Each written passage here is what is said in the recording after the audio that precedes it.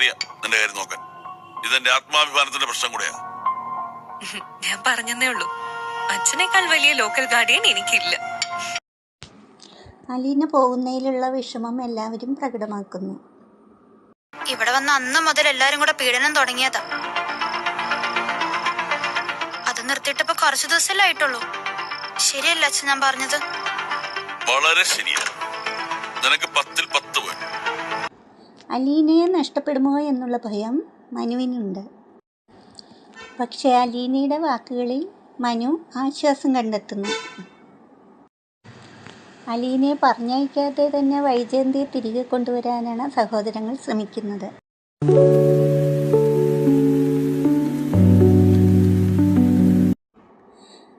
ബബിതയ്ക്ക് അലീനയോടുള്ള സ്നേഹം കൂടി വരുന്നുണ്ട്. അത് അവളുടെ പ്രവൃത്തിയിൽ നിന്നും മനസ്സിലാകും. ആരാന്ന് പറയണം? പാലയിലെ പ്രധാനമന്ത്രിയോ? അങ്ങനെ തന്നെ പറഞ്ഞു.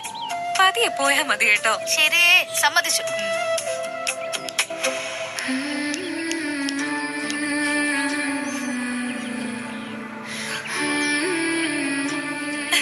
എന്നതാണ് ഇത്? എന്നതാന്ന് മനസ്സിലായില്ലേ? മനസ്സിലായില്ല. മനസ്സിലായില്ലെങ്കിലേ മനസ്സിലാവണ്ട.